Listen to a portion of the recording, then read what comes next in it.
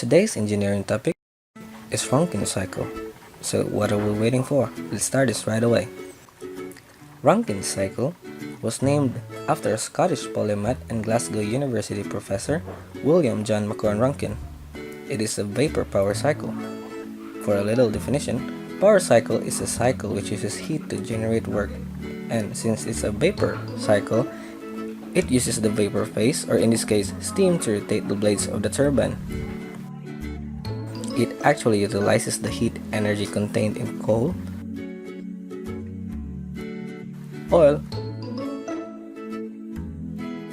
or natural gas, and then converts it into mechanical energy and eventually electrical energy, which of course provides electricity in our city and in our homes. One of the best definitions for this cycle is that it closely describes the process of steam turbine systems and is derived from the Carnot cycle, the most efficient thermodynamic cycle, which tells us that power is dependent on the temperature difference between a heat source and cold source. The higher the difference, the more mechanical power can be efficiently extracted out of heat energy. So now, let's talk about the variants or the types of Rankine cycle. We have a reheat Rankine cycle. It is a cycle which we introduce the exhausted steam back into the boiler to reheat it. We also have a regenerative Rankine cycle. We bleed apart the steam into heat exchangers to preheat the feed water before entering the boiler. There is also an organic Rankine cycle. It uses an organic high molecular mass fluid with the boiling point occurring at lower temperature than the water-steam phase change. A supercritical Rankine cycle is also one of the types. Just like reheat and regenerative Rankine cycle, water is the working fluid, but it is operated at above its critical pressure. So, those are the types of Rankine cycle, but here, on this video, we will only discuss the most basic and fundamental of the cycle, the ideal Rankine cycle. We must be aware first that this operates slightly different than the real Rankine cycle. This is a reversible cycle.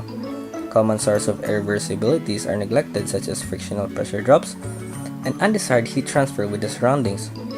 A constant pressure or isobaric process and constant entropy or isentropic process are used for the equipments involved in the cycle. The working fluid is water, and it will undergo a closed loop and will be reused constantly. So why do we use water as the working fluid? Well, simply because it is not toxic, not reactive, highly abundant, low cost,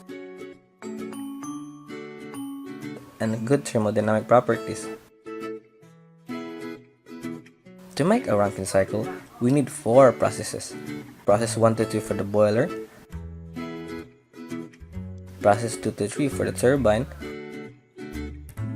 process 3 to 4 for the condenser, and finally process 4 to 1 for the pump. And that is what we are going to discuss for the next part. Okay, so let's get this started.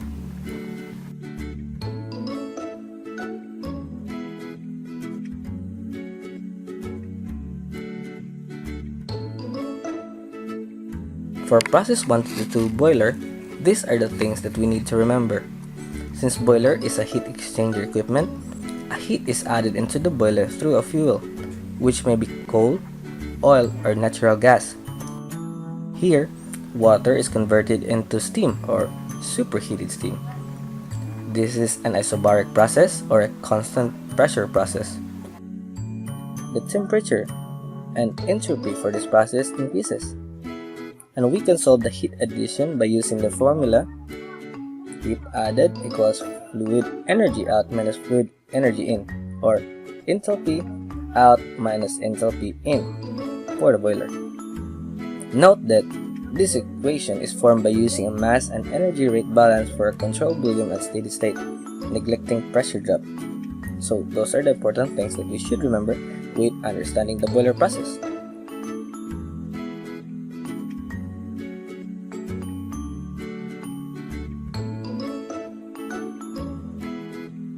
Now, steam can be used in the next process, which is the process 2 to 3 turbine.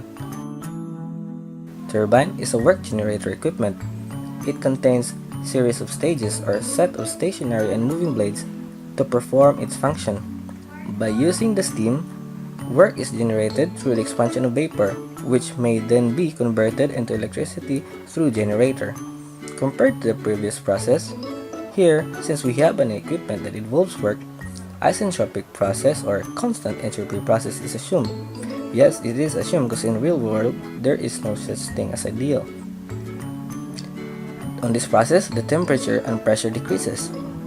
And the formula for the work is fluid energy in minus fluid energy out, or the enthalpy 2 minus enthalpy 3. Note that equation is formed by using a mass and energy rate balance for a controlled volume at steady state, neglecting heat transfer with the surroundings.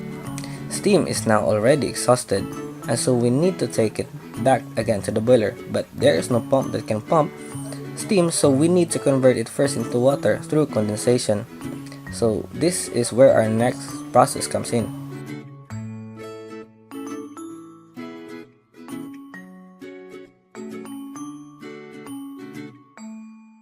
Process 3 to 4 condenser.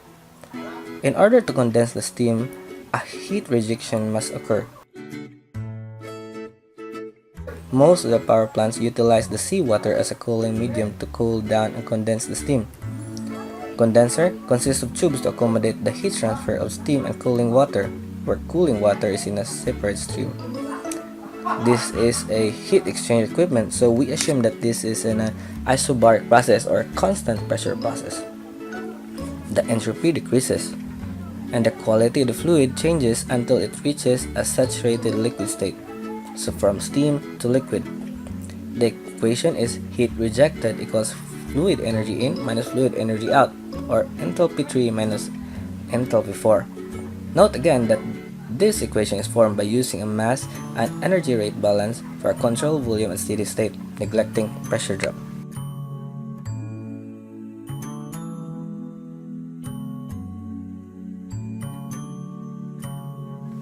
Last process is process 4 to 1 pump. Pump's main purpose is to convey and introduce back the condensed steam into the boiler. Here, work is needed. That means work is negative. Some plants name this pump as boiler feed pump, and it can be either steam driven or electric motor driven. Again, since this is a work involved equipment, we assume that this is an isentropic process or constant entropy process. The temperature slightly increases, and the fluid is in a subcold region in the TS diagram. The formula for the pump is work equals fluid energy out minus fluid energy in, or enthalpy 1 minus enthalpy 4. Fluid energy out or enthalpy out is greater than the enthalpy in, as the pump have imparted energy to the fluid.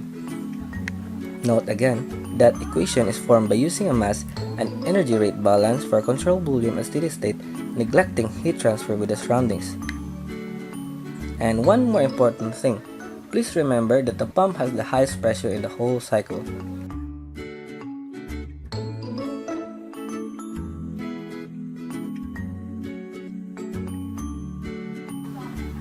Okay, so let's have a recap. Starting from the boiler, we convert the liquid water into steam. Introduce it into the turbine to generate work, and then we condense it into the condenser and pump the liquid water back to the boiler through a high pressure pump. So that's it. Engineering is a fun thing, and it always has been. See you again for our other easy and fun engineering topics. Is engineering topics made easy and fun for you?